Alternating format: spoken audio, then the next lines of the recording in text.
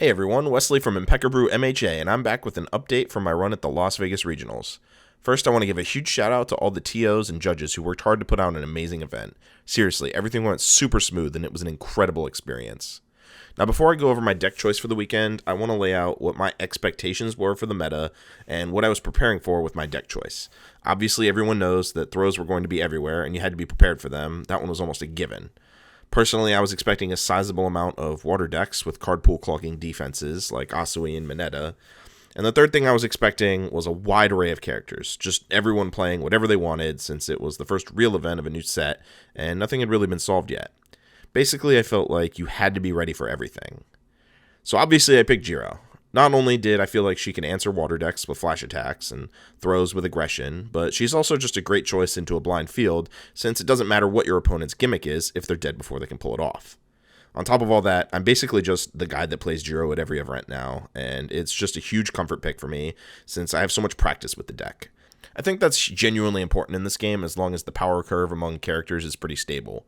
You get a lot of value out of playing what you know. So here's the deck. It's very similar to my previous iterations, but we had to make some room for some sweet new tools.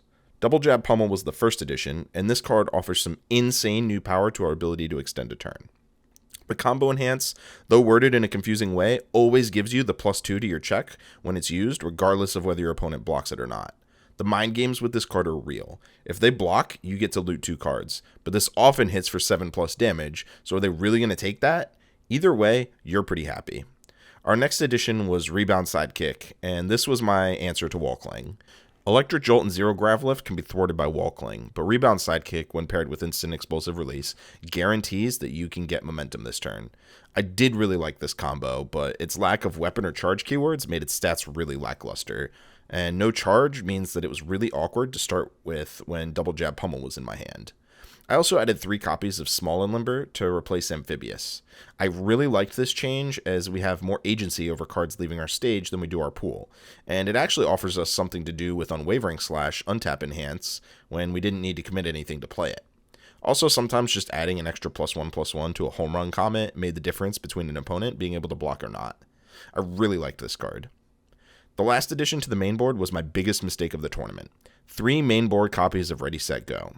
In testing, I found that they added clumsiness to the games where I won the die roll was a small price to pay for its ability to turn the tides when I lost the die roll. In the tournament, however, this stupid card sat in my hand mocking me as my opponents all failed or didn't attempt a 4th foundation, or in the worst cases, built their 4th in with new training method. I didn't get to respond with this card a single time in all 8 rounds. I did, however, draw it a whole huggy bunch in my opening hand when I was on the play, along with some attacks and assets, making me mulligan to 3 almost every single round that I won the die roll. This card will be making a swift departure from my deck. My sideboard was very important this tournament, more so than it ever has been, and I used it after every single game. Mostly moving Ready, Set, Goes in and out of my deck depending on play versus draw, but I also had a lot of attack switching and a few bits of throw hate too. So in the board, we had 2 extra copies of Amplified Sound Blast, and this was mostly for water decks to skip the enhanced step, and some Deadlock hate if absolutely necessary. This attack often serves as a solid opener, and even a finisher since most people won't hold low blocks into this deck, and its damage does scale a bit. I had an extra copy of Ready, Set, Go to bring in when I was on the draw, unfortunately.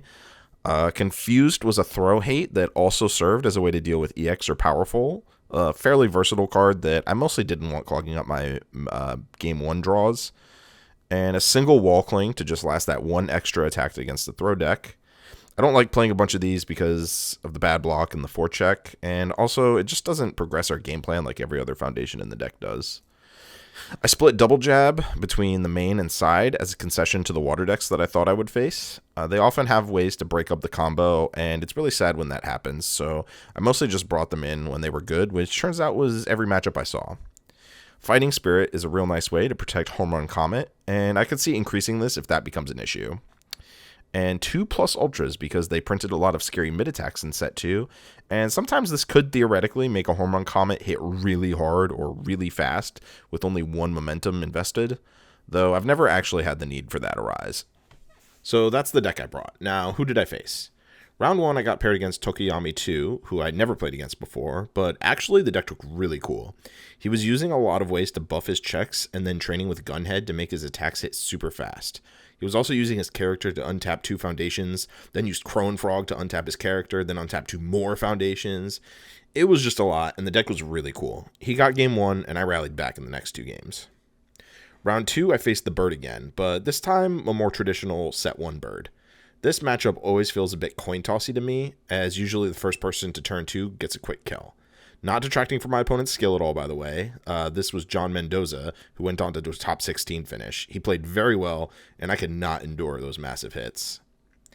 Round 3, I played against an Inganium that sided into Ida 3. Neither of these were characters that I had tested against, but the game plan was pretty obvious since there's a well-defined kick package. I stumbled a lot this matchup, and Ready, Set, Go really clogged my turns.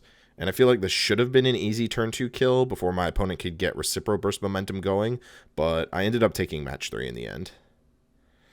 Round 4 was a Fire Shigaraki that sided into Ida 1. I was actually more scared of the Shigaraki since I telegraph my zone so hard, and the foundation disruption can be a pain. After my opponent got game 1, they sided into Ida, and I breathed a sigh of relief. Though Fulfilled My Duty is actually pretty annoying and a good way to stop Home Run Comet. I managed to win the round after a very back and forth game 3 that left me on 2 life, and I got saved from Exacxes by a rebound sidekick's momentum enhance, reducing the damage of an attack by 2. This was a real close call. Round 5 was against All Might 2, and this was a matchup that I had at least prepared for a bit. Jiro has enough life and a quick enough clock that you can usually take some hits and block enough attacks to survive until he goes down. He is also very likely to overextend, as he really wants to get off a couple of throws every turn, and his attacks are generally on the more expensive side. I was able to lower my defenses a bit and bait an overextension to secure a turn 2 kill in games 1 and 3. Round 6, I played against a Jiro. I actually saw quite a few Jiros playing in the upper tables, so it looks like people are starting to figure out how explosive she can be. My opponent was an all Jiro, using weapon attacks and slashing Whirlwind as a finisher. Netgun Surprise is an insane defensive tool, and I think that a lot of Mace Kit could do some cool things in Jiro, but the offense of all was just not comparable to the explosiveness of Air Jiro, allowing me to take this round 2-0. My round 7 opponent was playing Toga on life, with lots of throws and sided into Shoji on the draw, which I thought was super cool tech. I actually think the Toga matchup is slightly in Jiro's favor. She excels at staying alive over multiple turns, but a solid burst can easily drop her from 20 to 0. I lost the first game, but beat the Shoji. Game 3 was close, but my opponent's excellent timing on Faith Shield block kept me from comboing with double jab pummel, and I wasn't able to get a turn 2 kill, and died to the crackback on my opponent's turn 3. I was now 5-2, and had to win my last match for even a chance at top 16. I went to my table and sat down across from the bird one final time. I lost the die roll again, and watched in horror as my 7-hander opponent passed after his 3rd foundation, my Ready, Set, Go weighing down on me like the proverbial albatross. I reviewed it and drew another. Unwilling to risk checking a 3 in the form for a chance at another foundation, I built my 3 and passed. Luckily, it turns out that a 1-high block is actually really good against Tokiyami, and that stupid action actually kept me alive through his first burst of attacks. This is not an endorsement of the card. There are plenty of foundations with 1-high blocks, but it did technically buy me enough time to crack back on my turn 2 for the kill. With the serve broken, I managed to take game 3 for a 6-2 finish. And a 17th place finish. Womp womp. Oh well, it happens. I'm still very happy with how I played, and had an amazing weekend playing amazing games. I'll be playing in Ohio next weekend, so look out for my report of how that tournament goes too. Thanks for watching.